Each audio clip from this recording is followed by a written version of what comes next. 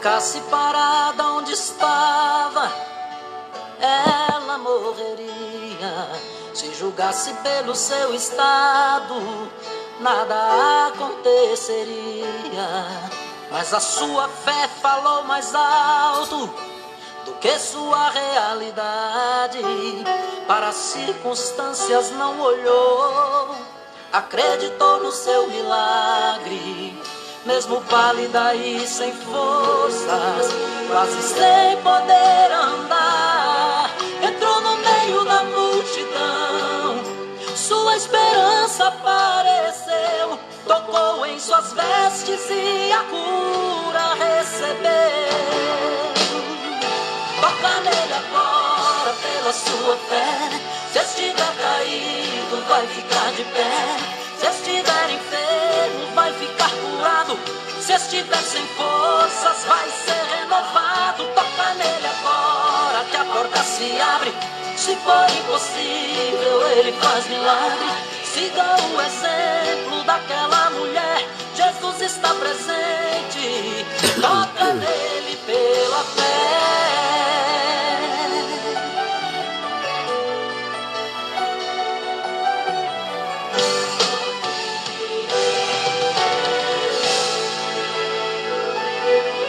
Mesmo pálida e sem forças, quase sem poder andar, entrou no meio da multidão, sua esperança apareceu, tocou em suas vestes e a cura recebeu.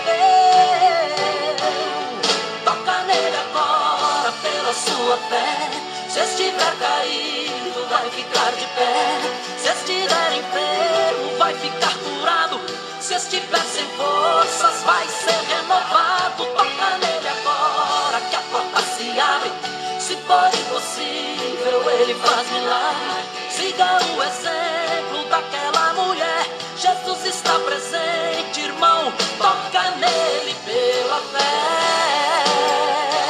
Toca nele agora pela sua fé, se estiver caído vai ficar de pé, se estiver enfermo vai ficar curado, se estiver sem forças vai ser renovado. Toca nele agora que a porta se abre, se for impossível ele faz milagre. Siga o exemplo daquela mulher, Jesus está presente, irmão. Toca nele pela fé. Toca nele pela fé. Toca nele pela fé. Toca nele pela fé. Com esta música linda, eu quero cumprimentar a todos com a gloriosa paz do Senhor Jesus. Hoje eu não mandei aviso, esqueci de mandar o aviso, preparei o slide, porém, eu esqueci de mandar. Mas já é de prática, você já sabe que esse horário, só quando eu avisar, eu vou ter que fazer uma viagem, e quando eu estiver fazendo essa viagem, eu vou avisar vocês que fico uns dias sem apresentar. Mas é uma alegria poder, nesse momento, estar aqui, são salvo, e eu aproveito para agradecer as mensagens de felicitações que recebi via live, via WhatsApp, Face, tantos amigos que nos mandaram mensagens bonitas, e eu fico muito feliz, até por telefone. Eu agradeço de coração o amor, o carinho de vocês com a minha pessoa. Vamos orar. Pai Celestial, obrigado, meu Pai Celestial, por esta grande oportunidade que nos dás de poder estar na Tua presença, de viver um dia, sentir o ar, o sono, o apetite, sentir a Tua presença, poder ir para a escola bíblica dominical, poder fazer alguma coisa para Ti. E agora nessa live, eu quero te pedir que aqueles centenas de ouvintes, de assistentes que estão daí do outro lado, quaisquer que sejam eles, em quaisquer lugares onde eles estejam, eu quero pedir a Tua bênção para eles, Senhor. Não somente eles, mas aqueles que hão de me assistir pelos vídeos, tanto aqui no Facebook, também no YouTube. Eu quero pedir que a tua bênção alcance cada um deles, em nome de Jesus. Eu saúdo aqui os nossos amigos aí do Mato Grosso, também do Mato Grosso do Sul, Paraíba, Rio de Janeiro, Estado da Bahia, muita gente aqui na Bahia, 43 cidades da Bahia estão na nossa assistência, eu fico feliz e agradeço. Também ali no Rio Grande do Norte, obrigado ali quem está lá no Rio Grande do Norte nos assistindo, Deus abençoe. São Paulo, eu agradeço todo o coração aqui, as pessoas que estão aí nos assistindo em São Paulo. Também Santa Catarina, Pernambuco, Espírito Santo, Rio Grande do Sul, aí no Acre, a gente está feliz por tê-los nos assistindo. Também em Minas Gerais, obrigado aí, e no Pará, Paragominas e Garapiaçu, obrigado gente. E no estado de Goiás, várias cidades estão na nossa assistência, aí no Piauí, no Ceará, aí Distrito Federal, aí Paraná, Tocantins, Sergipe, Alagoas, Rondônia, Maranhão, São Domingos, Cuiabá.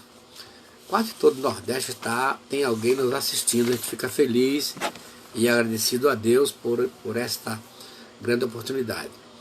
Também essas lives já ultrapassaram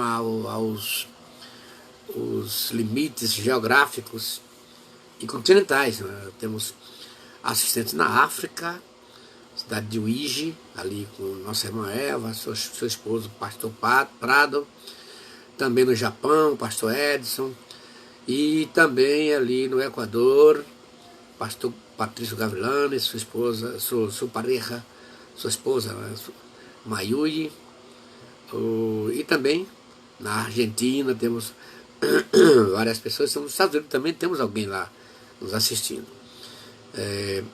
Então eu agradeço, muitas graças para todos os assistentes de língua espanhola, e thank you very much for the people who speak English and are assisting this moment. Muito bem, o tema de hoje é os 3 clamores da Bíblia. Eu vou falar sobre isso aqui porque é interessante, é muito prático e muito importante a gente entender esses clamores que vêm de variadas situações, né? Mas o texto bíblico que eu escolhi para esta live, tem tantos outros da Bíblia, eu escolhi Jó 34, versículo 28, que diz assim: fizeram chegar a ele o grito do pobre, e ele ouviu o clamor do necessitado. Esse é o texto que a gente pegou, dentre tantos. Você tem variados, você que prega, quiser pegar essas lives para pregar, é bom, né? É só você tem um grande campo para pesquisar. Mas afinal, o que se entende por clamor ou clamar? Clamor é substantivo, né, masculino, e clamar é verbo. Verbo da primeira conjugação, aqueles verbos terminados em AR pertence à primeira conjugação. Então, como substantivo masculino, clamor é a ação ou efeito de clamar, ou então discurso, geralmente aos gritos, de quem faz um suplício, um protesto, uma reclamação. É muito ampla essa palavra, né? Vai desde um pedido, um grito, quem está pedindo socorro, como também numa manifestação política, um culto de evangelização, enfim. E também jogando a grito, né? Pois bem, também significa a gritaria tumultuosa de reprovação que expressa descontentamento, igual os clamores de multidão, quando tem alguma coisa, povo reunido. Então esses gritos é uma prova de que alguma coisa não está agradando ao povão, né? Ou também a ação de reclamar ou pedir gritando.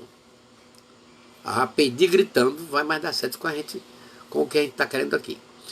Agora vamos ver aqui as implicações do uso do termo na língua portuguesa. Esse termo não é assim usado a qualquer hora, não. Vamos ver aqui quais são as implicações da utilização do substantivo clamor ou verbo clamar. Primeiro, clamor significa pedir com impetuosidade, chorar, insistir, pedir com ênfase e até gritar. Clamor é muito mais do que pedido, muito mais do que um rogo. Podemos dizer que clamor é a última instância do pedido. O clamor entra em cena quando toda a paciência acaba ou a pessoa chega a uma situação profundamente dramática, ou, quem sabe, uma ameaça de morte que aperta ou circuncida a pessoa, ou circula a pessoa. Então, não é só essa palavra, temos várias palavras na língua portuguesa que não se usa assim à toa.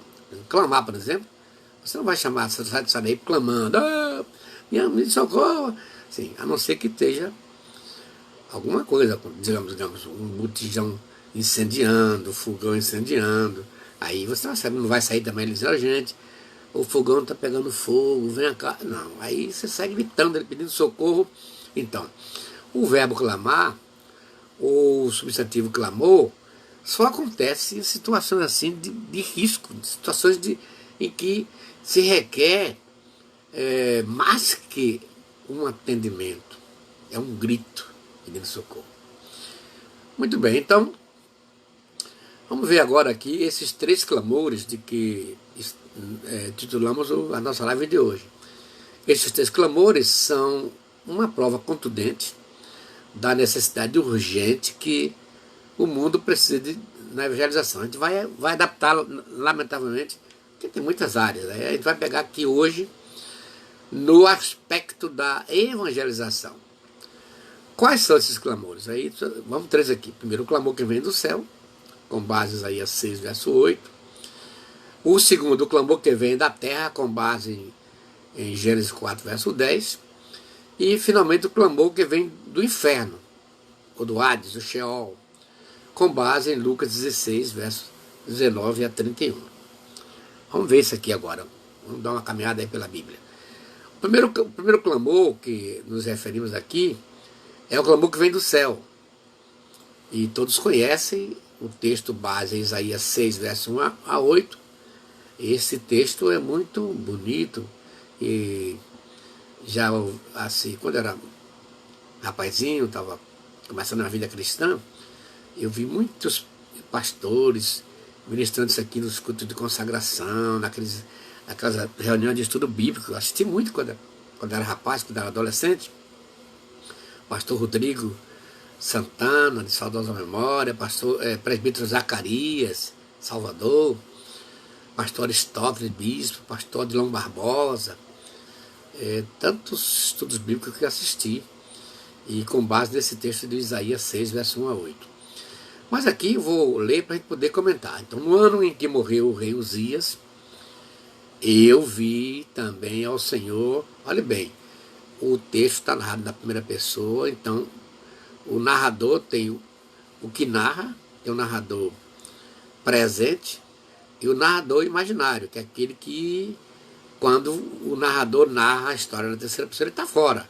Mas aqui Isaías está narrando ele mesmo, diz, eu vi também o Senhor assentado sobre um alto sublime trono, e a cauda do seu manto enchia o templo. Serafins estavam por cima dele, cada um tinha 6 asas, com 2 cobriam os seus rostos, e com 2 cobriam os seus pés, e com 2 voavam. E clamavam uns aos outros, dizendo, Santo, Santo, Santo é o Senhor dos exércitos, toda a terra está cheia da sua glória. E os umbrais das portas se moveram, verso 4, à voz do que clamava, e a casa se encheu de fumaça. Quando tem fogo, tem fumaça, né, gente? Verso 5. Então disse eu, ai de mim, pois estou perdido, porque sou um homem de lábios impuros e habito no meio de um povo de impuros lábios. Os meus olhos viram o Rei, o Senhor dos exércitos. Verso 6, porém, um dos serafins voou para mim, trazendo na sua mão uma brasa viva, que tirara do altar com antenais. E com a brasa tocou a minha boca e disse: eis que isto tocou aos teus lábios, e a tua iniquidade foi tirada, e expiada o teu pecado. Verso 8. Depois disto ouviu a voz do Senhor Deus, que dizia: a quem enviarei? E quem há de ir por nós? Então disse eu: eis-me aqui, envia-me a mim. Então foi nessa circunstância que Isaías ouviu a voz, primeiro clamou, que eu vou tomar aqui para a gente meditar. Bem, o céu clama com toda a sua força, em alto bom som: a quem enviarei? E quem há de ir por nós? É isso. Olha, a evangelização nasceu no céu. Foi Deus quem projetou.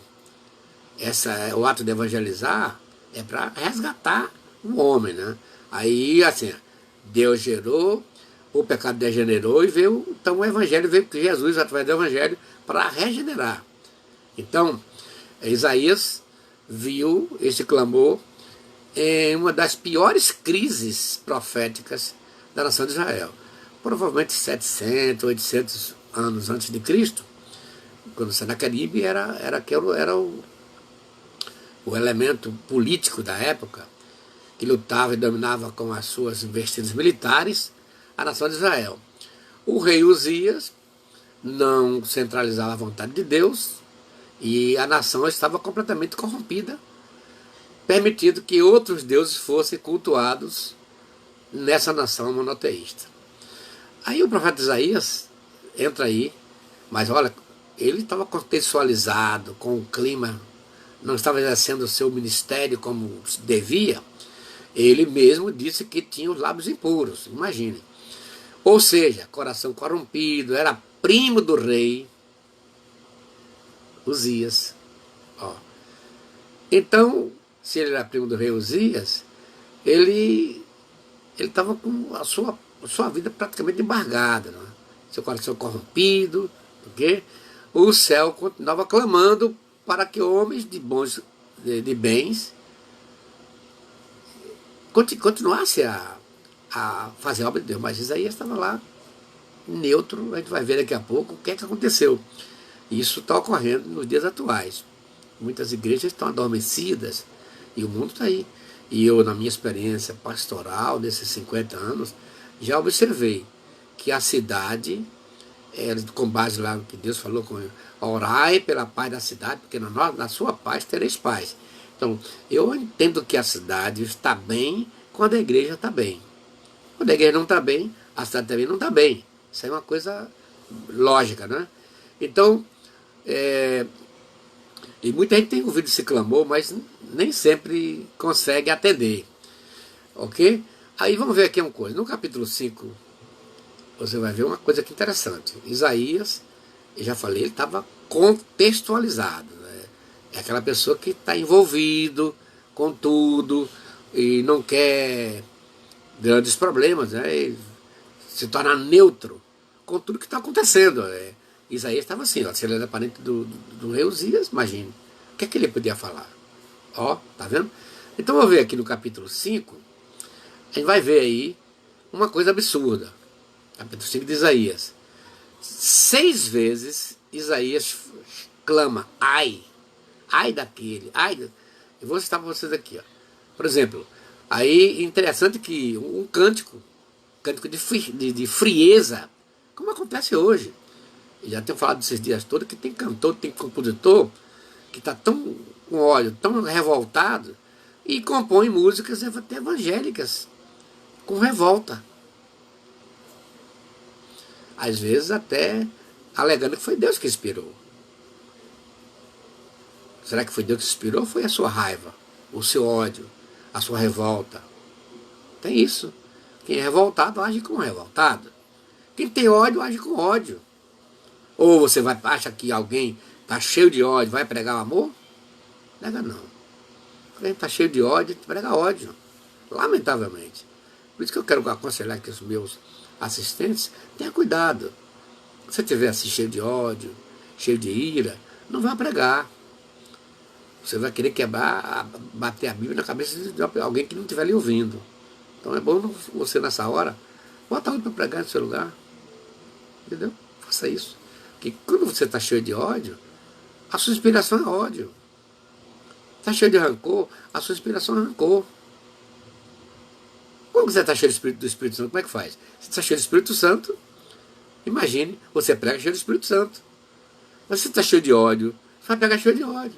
Se está cheio de ira, vai pregar cheio de ira. Já pensou porque Paulo falou no capítulo 5 de Efésios? Ele associou a ira. Ó, e depois fala, encheu do Espírito Santo. Está vendo? A mesma influência que tem o embriaguez com vinho também, que ele fala, tem também essa questão de você estar embriagado com ódio, com raiva. Está aí, aqui. Então aí no capítulo 5, Isaías usa 6 vezes essa ameaça. Olha bem isso aqui, gente. Verso 8 ele diz assim, ai dos que ajuntam casa a casa, reúne campo a campo, até que não haja mais lugar, e fiquem como únicos moradores no meio da terra. Isaías 5, verso 8. Preste atenção aqui. Esse ai, olhe bem que depois você vai ver aqui no final, por quem é que estava dando esses ais aqui. Versículo 11. Ai dos que se levantam pela manhã e seguem a bebedice, e continuam até a noite, até que o vinho os esquenta. Isaías 5, verso 11. O próximo versículo é versículo 18. Ai dos que puxam a iniquidade com corda de vaidade, e o pecado com tirantes de cal. Isaías 5, 18. Verso 20. Ai dos que ao mal chamam bem, e ao bem chamam mal, que faz das trevas luz, e das luzes trevas, e trazem, ou fazem do amargo doce, e do doce amargo. Versículo 20, 18. Agora, versículo 21. Ai dos que são sábios aos seus próprios olhos, e prudentes dentro de si mesmo. Isaías 5, 21. Aí vem 22. Ai dos que são poderosos para beber vinho, e homens de poder para misturar bebida forte. Preste atenção aqui, gente. Isaías metido naquela confusão, naquele desvio, naquela coisa terrível que ia acontecer na nação. A começar do rei. Ele era parente. Agora está aqui Isaías. Ai, ai, ai. Esse ai ameaçador. Através de música, do cântico, ó, um ai ameaçador. Felizmente, irmãos, Deus tem a sua forma de trabalhar. Na presença de Deus, todo orgulho, toda soberba, toda gritaria cai por terra, e caiu mesmo. Então, quando você vê ali, Isaías menciona, eu no ano que morreu o rei Osias, eu vi o Senhor assentado no alto sublime trono. Aí a coisa muda. E quando ele viu a glória do Senhor, os serafins voando, aquele ambiente de louvor, de adoração dos anjos, Isaías perdeu o rebolado, como falamos aqui na língua portuguesa. Ó, verso 8, que diz? É verso 5. Então disse eu, ai de mim. Olha bem isso aqui. Ai de mim. Quem está dizendo isso aqui? O mesmo que falou 6 vezes ameaçando. Essa mensagem ameaçadora. Ai de mim. Ainda bem que Isaías não falou que foi Deus que falou. E tem gente que ainda diz, foi Deus que falou. Deus tá me, eu estou sentindo aqui de falar, de ministrar. Deus está ministrando meu coração com essa palavra. Às vezes Deus fala no coração para mim, não é para os outros. Tem isso. A Bíblia diz que o segredo do Senhor é para aqueles que o buscam. Tem segredo que Deus fala, não é para a gente falar com ninguém, não. É para nós.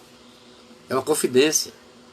Mas tem aqueles que chegam lá e cheio de ódio, pegam um texto bíblico e dizem, não, foi Deus que me usou. É Deus que está mandando falar. Ainda bem que Isaías não falou assim. Mas você pode ver, aqui ele é o raio-x de Deus, traz aqui a lume, esse âmago, esse interior de Isaías. Ai de mim, porque estou perdido. Olha como ele usou a linguajar. porque sou um homem de lábios impuros, e habito no meio de um povo de impuros lábios. E os meus olhos viram o Rei, o Senhor dos Exércitos. É depois desse clima de encontro, de reencontro, este clima de entendimento de Isaías. Isaías examinou a si mesmo, como falei na sexta, diz aí. O exame pessoal, passivo. Examine-se, pois, o homem a si mesmo. É depois de todos esses caracteres, dessa ação de Deus, do Espírito Santo, na vida de Isaías, é que Isaías ouve a voz. Depois disso, como ele fala no versículo 8, depois disto. Tenha cuidado, se está passando com você algumas circunstâncias, vigie, porque depois disto, pode vir a voz do Senhor Deus para falar com você. É depois de todas as circunstâncias que ouvi a voz do Senhor Deus que dizia: a quem enviarei? Quem há de ir por nós? É um clamor. Esse clamor que veio do céu, gente. E ainda hoje, Deus está perguntando: a quem enviarei? E quem há de ir por nós? Aí você vê Deus Todo-Poderoso e vê a Trindade, ó. A quem enviarei? Eu. Eu quem? Deus. E depois, quem há de ir por nós? Nós quem? Pai, Filho e Espírito Santo. Eles três estão imbuídos na mesma circunstância, salvar o homem. Esse clamor vem do céu, gente. Porque não existe no mundo alguém que tenha tanto amor, que queira tanto a salvação do homem do que Deus. Não, não existe. Quem mais amou o mundo foi Deus. É Ele que quer. Eu já falei aqui, como Billy Graham, ele dizia: Deus tirou do céu a coisa mais preciosa que havia no céu. Jesus. Mandou o lugar mais terrível do universo, a terra, para morrer no lugar do ser mais desgraçado do universo, o homem. E morrer no lugar pior do universo, o Gólgota, o Calvário. E dar a este homem a coisa melhor do universo, a salvação.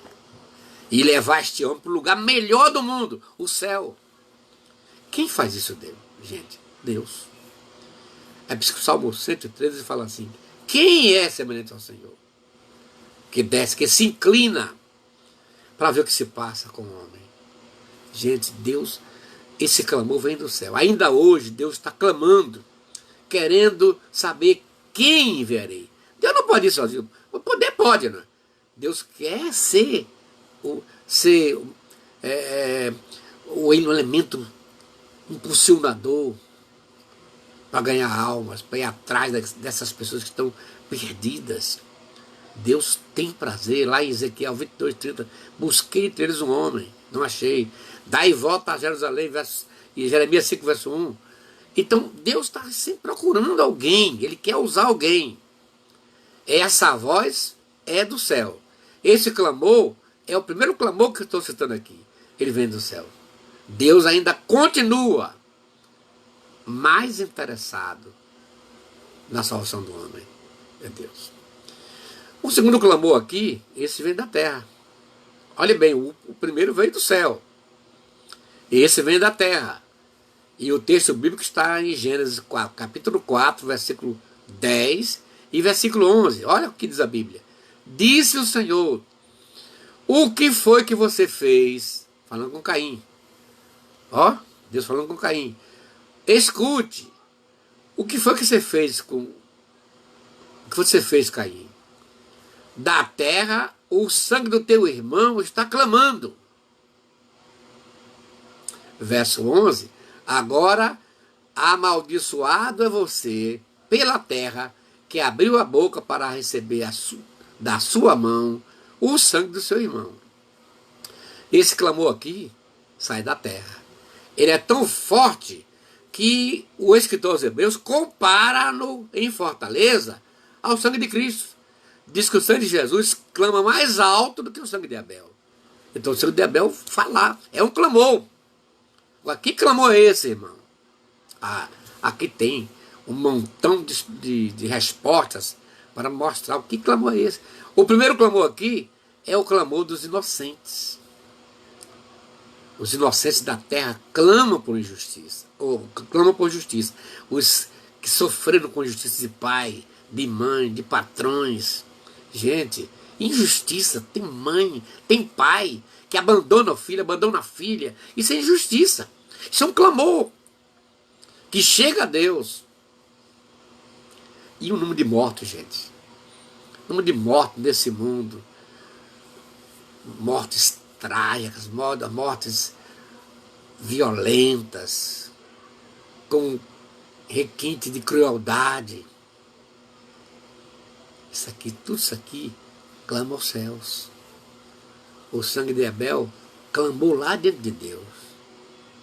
Ô Caim, o que você fez com seu irmão Abel? O sangue dele está chegando até aqui, está clamando aqui. Tem muita coisa aí nesse mundo, irmãos, cujo sangue está clamando lá dentro de Deus. Esse clamor dos injustiçados se avolumam ao longo da história da humanidade de uma tal maneira que se tornou impossível conter. Está terrível isso aqui, gente. Terrível. E Deus, Ele vai ter que tomar providência uma hora dessa. Por isso que de vez em quando acontece, a mão de Deus interage para punir. No tempo de Noé não era assim? Noé, os contemporâneos de Noé fizeram tanta coisa errada, tanto sangue derramado ali, que Deus se arrependeu de ter feito o homem. Destruirei por completo a geração que eu criei. Terrível, gente. E pior, irmãos, é que Jesus falou que esses dias nossos são idênticos aos dias de Noé.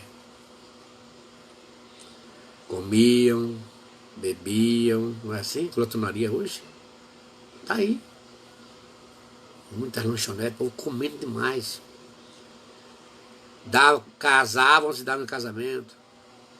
Hoje, o número de divórcio no Brasil é grande, então tanta coisa errada que está acontecendo aí. E agora nessa pandemia, esse isolamento social, aumentou profundamente o índice de violência contra as mulheres, contra as crianças, homens violentos.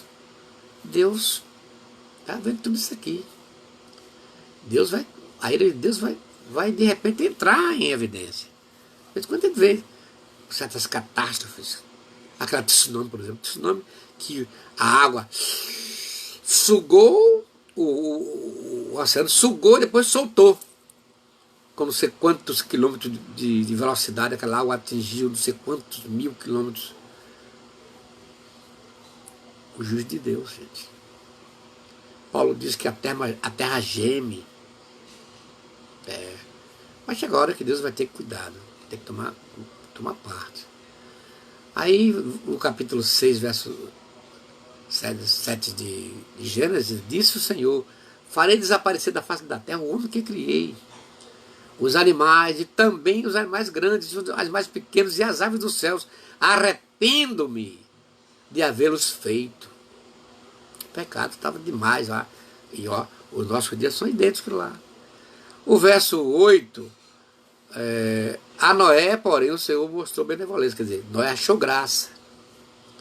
Deus quer, esse mesmo Deus que eu já falei aqui, que Deus tem dois lados, né? É bom que você se fixe nisso que eu estou dizendo aqui. Porque tem pregador que só conhece Deus do lado esquerdo, da justiça. Pai, tem também do lado direito. Repito o texto lá de Cantares: e a tua mão esquerda esteja debaixo da minha cabeça, ó, e com a tua mão direita me abrace.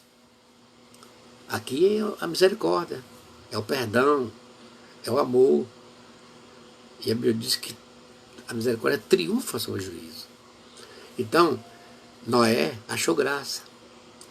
E Deus, antes de destruir o mundo, ele primeiro deu as orientações daquela arca e determinou a Noé o que fazer para preservar a natureza, preservar os animais que ele tinha criado. Aleluia, glória a Deus. Então, essa situação continua séria, porque a Bíblia diz que não há um justo sequer na terra. Não há mesmo, não. Então esse clamor, gente, vem da terra todo dia. Chega a Deus, violência, a falta de fé, a falta de temor a Deus. Os homens estão... Quer dizer, a tentativa é fazer esquecer completamente que Deus existe, que Deus está aí. O materialismo está tomando conta de muitas nações. E aí Paulo escrevendo no capítulo 3, 23 de Romanos, ele diz assim: todos pecaram e destituídos estão da glória de Deus. Então, está na hora de nós ouvirmos esse clamor da terra. E a igreja precisa ouvir esse clamor. A igreja precisa sair em busca dessas almas perdidas. Esse clamor revela um anseio de muitos homens, que é ao contrário daqueles que fogem do seu chamado. Tem muita gente que está clamando querendo alguém para lhes conquistar, lhes salvar.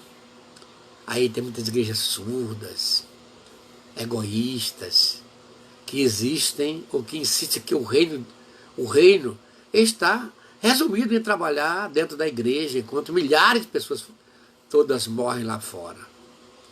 Muitas igrejas acomodadas. Que Deus nos guarde, porque eu tenho um temor, sabe o quê? De que aconteça com a igreja no Brasil. Não estou referindo que é a Assembleia de Deus, a igreja de Cristo no Brasil. Ela passa por aquela mesma crise que passou no tempo de Saulo. Deus usou a vara. E lá estava a fogueira em Jerusalém, mas o Senhor mandou: recebereis poder sobre vós e ser-me-eis testemunhas. É para eles saírem, mas eles ficaram ali. Igreja viva, cheia da graça. Precisou Deus usar uma perseguição. Ó, Saulo chegou com uma vara de ferro e atiçou a igreja, e diz a Bíblia assim: e todos foram dispersos, exceto os apóstolos. E aí o evangelho chegou até Samaria.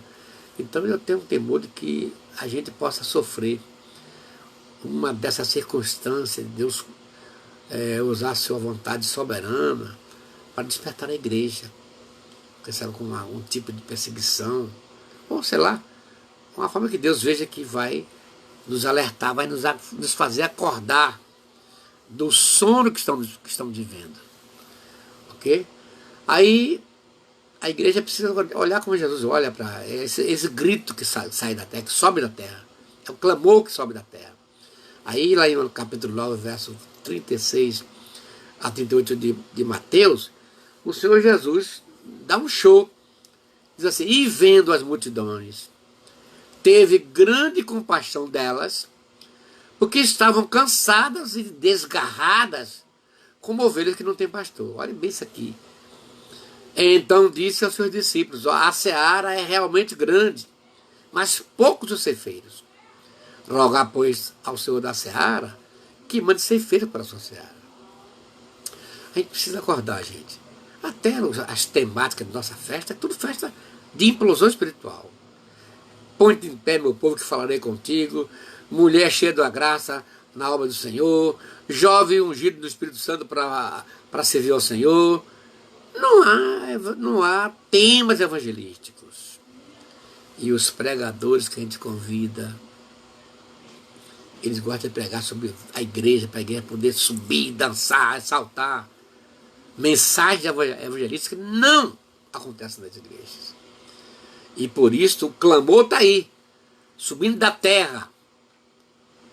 Ó, o Senhor Jesus viu que essas multidões estavam famintas, cansadas, desgarradas, como ovelha que não tem pastor. Isso é uma carência. Elas estavam aflitas. Um outro texto da Almeida, Revista Atualizada, elas estavam aflitas com drogas, com a religião, com falta de casa, de moradia, falta de emprego, com salários baixos, com gente morrendo de fome. Gente, doença física, doença emocional, tudo isso são elementos que a igreja precisa ouvir esse clamor. Que Deus nos ajude, que essas lives venham dar um empurrão. O terceiro clamor que me refiro aqui é o clamor que vem do inferno. Inferno, o Hades, o Sheol. E, para tanto, eu vou ler aqui 16, versos 19 a 31 de Lucas, para você entender esse clamor. Ora, havia um homem rico, e vestia-se de púrpura e de linho finíssimo, e vivia todos os dias regalada esplendidamente. Havia também um certo mendigo, chamado Lázaro, que jazia cheio de chagas na porta daquele, e desejava alimentar-se com as migalhas que caíam da mesa do rico, e os próprios cães vinham lamber-lhes as chagas. E aconteceu que o mendigo morreu e foi levado pelos anjos para o seio de Abraão. Morreu também o rico e foi sepultado. E no inferno ergueu os olhos, estando em tormentos, e viu ao longe Abraão e Lázaro no seu seio. E clamando disse, Pai Abraão, tem misericórdia de mim, e manda Lázaro que molhe na água a ponta do seu dedo e refresque a língua, porque estou atormentado nesta chama. Disse, porém, Abraão, filho, lembra-te que recebeste os teus bens em tua vida, e Lázaro somente males. Somente males, e agora este é consolado, e tu atormentado. E além do mais, além disso, está posto um grande abismo entre nós e vós, de sorte que os que quiserem passar daqui para vós outros não poderiam, nem tampouco de lá para cá. Disse ele, rogo-te, pois, ó Pai, que eu mandes à casa de meu pai, pois tenho 5 irmãos, para que eles dê testemunho a fim de não venham também para esse lugar de tormento. Disse Abraão, tem Moisés e os profetas, ouça-nos. E disse ele, não, pai Abraão, mas se alguém dentre os mortos fosse ter com eles, arrepender-se-iam. Porém Abraão lhe disse, se não houve a Moisés e os profetas, tampouco acreditarão, ainda que algum dos mortos ressuscite. Olha bem isso aqui, gente. 3 personagens, um rico, aí vem um mendigo e vem também Abraão, o pai Abraão. Então vamos ver aqui. Jesus fornece desses dados suficientes para entender que aquele homem era muito rico. Primeiro, tem uma confusão entre os teólogos achando que esse texto, uns acham que a história é verídica, porquanto é o único texto na Bíblia que Jesus usa nomes. Nas parábolas ele não usa nomes. Então, aí fica uma confusão entre os teólogos, uns acham que é literal, outros acham que é figurado, que é parábola mesmo. Bom, seja lá o que seja. O importante é a lição que vamos pegar aqui. Então o rico aqui, diz a Bíblia que ele se vestia de púrpura e linho fino. Esta tintura púrpura era bastante cara e era obtida de um molusco. A única túnica de púrpura era um traje digno de realeza, não era qualquer pessoa que usava. Embora, ou embaixo da túnica de púrpura, ela usava um linho fino. Além das roupas, aquele homem vivia uma vida de ostentação. Ele usava esse linho, era questão de riqueza. Ok? E ele vivia uma vida de ostentação, participando de festas. Ele não se importava nem um pouco com a condição do seu próximo. O rico da parábola era egoísta em pessoa. Quando o rico morreu, Jesus mencionou o seu sepultamento. Aqui devemos entender como uma referência a um funeral propício, quer dizer, com pompa, aquela coisa bem honrada, com ostentação, que aquele homem esbanjou em sua vida. Ele viveu de forma luxuosa e, sem dúvida, seu sepultamento fez jus à sua importância. Apesar de toda a sua riqueza, curiosamente, não sabemos o seu nome. O Senhor Jesus omitiu. Jesus não se preocupou em nos informar esse detalhe. Por outro lado, o nome do mendigo, que desejava comer as migalhas da sua mesa, da mesa do rico, ficou marcado na história com Lázaro. Jesus se preocupou em revelar o nome daquele pobre homem. Após a morte, o rico foi para um lugar de tormento. E a palavra que aparece originalmente no grego é Hades. Esse termo possui diferentes significados que dependem do contexto. Nesse caso específico, a tradução correta é inferno, ou seja, o inferno em seu lugar intermediário. A referência é ao lugar de tormento onde a alma do ímpio é atormentada enquanto aguarda a ressurreição do corpo para, após o juízo final, ser lançado no lago de fogo, conforme está no Apocalipse, né? O comportamento do ímpio no inferno é bastante interessante. Completamente atormentado, ele pediu para que Abraão fizesse com que Lázaro molhasse a ponta do dedo e lhe refrescasse a língua. Depois ele também pediu para que Abraão mandasse Lázaro à casa de seu pai, para fazer com que seus 5 irmãos se arrependessem. Você consegue perceber que mesmo após a morte, o rico continuou em seu comportamento egoísta? Você percebeu também que ele continuou tratando Lázaro como um servo, um garotão de recado? Incrível, né? Outra coisa interessante é que o rico sabia muito bem quem era Lázaro. Ele admite conhecer pelo nome o mendigo que ficava jogado à sua porta pedindo esmola. Olha como a vida lá no inferno trouxe a lume, quer dizer, ativou a memória daquele homem. Ele percebeu que Lázaro estava ali na sua porta pedindo esmola, mas ele nunca dava nada. Incrível isso aqui, gente. Agora, vamos ver aqui a situação de Lázaro, que é o segundo personagem. Lázaro, o mendigo. Lázaro é um nome latino que deriva do grego Lázaros, que, por sua vez, é uma transliteração do nome hebraico Eleazar, que significa Deus tem socorrido ou Deus ajuda. Não é? Pois bem, se caso esse relato realmente for uma parábola, então existe a possibilidade de Jesus ter utilizado esse nome justamente para indicar que aquele mendigo, mesmo com todos os problemas e provações que enfrentou durante a vida, tinha depositado toda a sua confiança em Deus. Lázaro morreu. Diferentemente do rico, nada é dito sobre o seu sepultamento. Ele não recebeu nenhuma honra terrena, nem mesmo de maneira póstuma. Todavia, algo muito mais importante e glorioso do que dito sobre a sua alma. Lázaro foi levado pelos anjos para estar em companhia de Abraão no paraíso.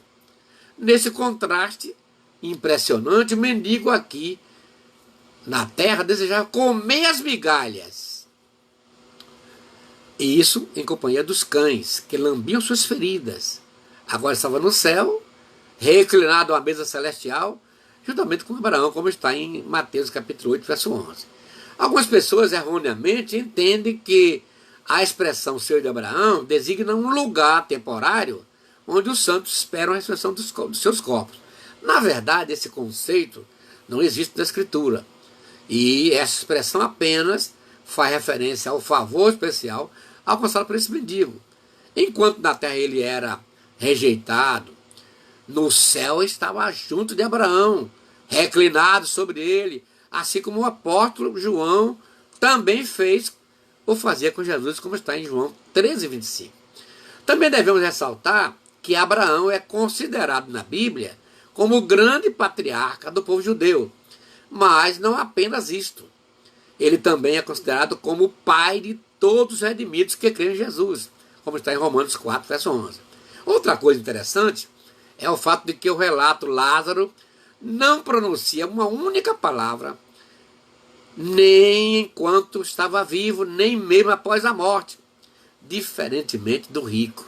Lázaro em nenhum momento precisa tentar se auto-justificar, enquanto fazia lá o rico, né? Pois bem, essas duas pessoas nos trazem uma lições preciosas que eu quero usá-la agora para terminar, porque o horário não... Quais as lições que esse caso do rico e Lázaro nos traz? Primeiro, são muitas lições que podemos tomar uma posse nessa história para o nosso livro espiritual. Primeiro, o problema não é ser rico. Todos podem ser ricos, gente. A Bíblia não condena. Não existe nenhuma passagem bíblica que ensine que é pecado ser rico. O que a palavra condena é o amor ao dinheiro. O amor demasiado ao dinheiro. Então, preste atenção nisso aqui. Em segundo lugar, a autojustificação não pode livrar ninguém. Você se autojustificar, não tem como você ir para canto nenhum. Não. Então, o rico fazia isso. Ó, e se ele se regalava esplendidamente, isso é o quê? Autojustificação. Terceiro lugar, após a morte, nada mais poderá ser feito. Tudo tem que ser feito aqui na terra. Lá em Mateus, lá em Marcos, está escrito assim, ó, sobre a terra, Jesus tem poder de perdoar pecado. Depois que morreu, acabou-se. Após a morte, diz a Bíblia, segue-se o juízo. Então você que está aí, se você não tiver ainda essa certeza, ó, aproveite isso enquanto você não morrer. Depois da morte, não tem nada, não tem como se fazer mais nada. Em quarto lugar, o sofrimento é eterno e sem alívio. Lá no inferno não tem negócio de... Não, lá a Bíblia diz que o fogo nunca se apaga e o bicho nunca morre. Assim como a vida é eterna no céu, também será a vida eterna no inferno. Então, olha bem esse sofrimento, gente. Em quinto lugar, a salvação é uma obra inteiramente divina. Quem faz isso é Deus. Paulo, escrevendo aos Efésios, diz assim, ó, pela graça sois salvos, verso 8. E isto por meio da fé. E não vem do homem. Não vem de nós para que nos gloriemos, mas de Deus. Então, aproveite isso aí. E, para finalizar, como está você, meu amigo, meu irmão? Você está conseguindo ouvir esses clamores que estão aí perto de você? Você tem na igreja muita gente clamando, doente, cheio de problemas, e você não está vendo. E João diz que a gente pode medir a nossa fé em Deus de acordo com o nosso próximo. Se você não ama o seu próximo a quem vê, como amará a Deus a quem não vê? Ó, tá vendo? Então, que Deus possa abrir nossos olhos para a gente ver esses clamores, um do céu, Deus querendo saber quem enviaria, quem haria por nós. Outro da terra, dos crimes, dos assassinatos que está acontecendo aí, tanta gente sofrendo, e outro vem ao inferno. Pessoas que estão lá, que foram parar lá, porque não encontraram. Entendeu? Então, que Deus possa abrir o seu coração, para entender e atender o clamor. No mar e no céu, de todos os deuses que existem, só Ele é fiel. Esse Deus é um mistério que o homem jamais conseguiu desvendar. Dicionário nenhum conseguiu explicar. Seu poder não se mede, ninguém pode calcular. Ele sabe de tudo que passa no mundo, Ele sonda, Ele vê. Do seu olho ninguém poderá se esconder. Ele é o onipresente, o supremo ser. E quem é este exaltado e infinito em poder? É o Deus que a igreja adora crer.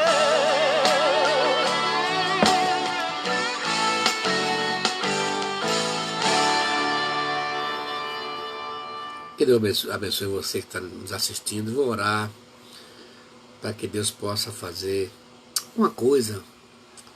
Tanta gente que precisa, gente. E a gente precisa de abrir os olhos. Muita gente está precisando que Deus abra os olhos. Ó, lembra do caso de Eliseu? Geazi. Senhor, meu Senhor, cavalos e carros já estão aqui. Os inimigos. Eliseu orou por ele, aí Deus abriu os olhos e pôde enxergar. E teve um homem que Jesus curou e perguntou, está vendo o quê? Estou vendo homens como árvores. Jesus teve que retomar e curou. Estamos assim, gente, vendo Quase nada. Hoje nós vamos com árvores. Tanta coisa pode ser feita, o mundo está aí clamando. E somos nós que temos que fazer isso aí. Deus não vai mandar anjos para fazer isso, não. Somos nós, comprados, redimidos com o seu sangue. Temos que ir em busca das almas perdidas. Ó Deus, essa palavra que acabo de ler, acabo de ministrar, eu te peço que abençoe aos nossos centenas de milhares de assistentes, que eles possam também acordar, que o teu Espírito continue, Senhor, abrindo os olhos para que possamos ver, e os nossos ouvidos para poder ouvir esses clamores que vêm do céu, que vêm da terra, que vêm lá debaixo da terra, de gente que já morreu sem conhecer a tua palavra. Deus, tem misericórdia, Senhor, nos ajuda, em nome de Jesus. Um grande mistério na adoração, vai adorando, irmão, que é pra Deus operar. Puxa o fole, sanfoneiro abençoado. Quer receber vitória, comece a adorar.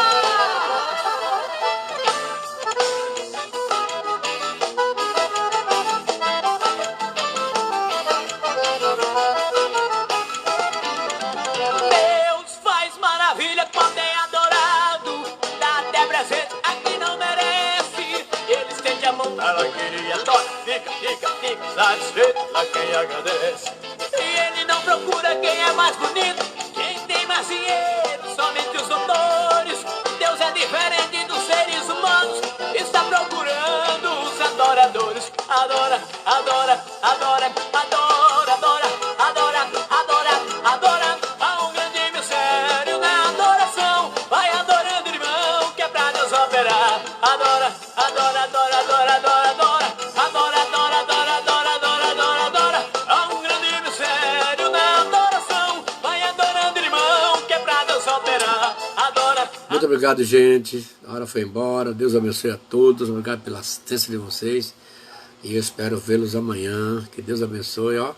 Me siga aí no Facebook, tá? E também estou lá no YouTube. Vai lá. Clica lá o sininho. Afirme que você está nos assistindo. E você que está aí nos assistindo, também manda um recadinho para saber onde você está falando, para poder anotar aqui na nossa lista de assistentes. Muito obrigado, gente. A paz do Senhor. E tenham todos uma boa noite.